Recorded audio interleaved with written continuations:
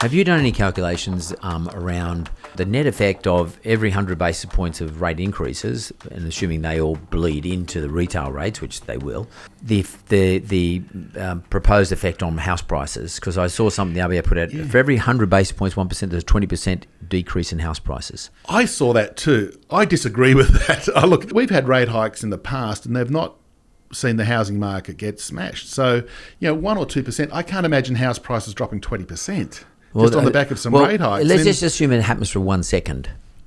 And this has got nothing to do with logic or mathematics or economics, but it's about psychology and behaviour.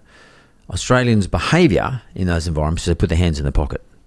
And businesses say no wage rises because businesses say, we're getting nervous. They're getting squeezed. Yeah. So everyone says to me, oh, well, it's okay because people have got a whole lot of stored up value in their homes, equity, plus they've paid down their mortgages at a faster rate than they would ordinarily. But my experience is that people might have that redraw ability in their mortgage, but they don't redraw. They just look at what they're doing today. They're saying my wage is this, my repayments is that. The Reserve Bank's kicked up rates. The retail rates have followed them up, so I'm paying 5.5% interest rate. I've got less money in my pocket every day. My house has now gone down by 20%.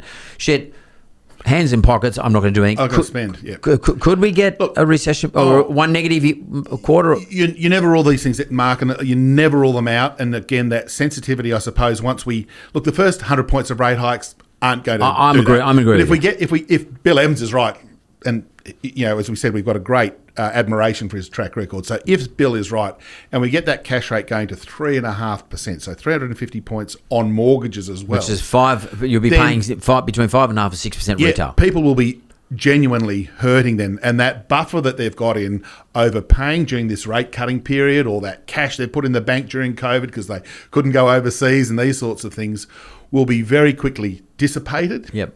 Consumers can be easily impacted if they feel a loss of wealth. Their housing starts to taper off. Their day-to-day or month-to-month costs go up, rate hikes. And remembering that, say, 2 percentage points on a $500,000 mortgage is about $520 on a 25-year loan, around about $520, give or take. $500 a month is a lot of money for a lot of people to just put towards their mortgage. They're not having fun, and so that's $520 that won't be spent at the takeaways or on holidays or the coast and all these sort of things. The discretionary stuff. Correct. They're not going to be spending that stuff, and they might, as we're seeing, cut their Netflix subscriptions because they can't afford it, sort of thing. So, and that's when you get the economy starting to retract. Being hit. Yeah. But the only thing I'd guard against that too, Mark, if the RBA saw that coming. One other thing that the RBA learnt during the global crisis and COVID, so the last 15 years or so, is when they detect a bit of a hard landing unfolding, bang, they reverse, they cut. So it's not to say that we won't have it, but if the Reserve Bank started sort of sniffing the breeze and consumer sentiment took a hit down... Which is what they do.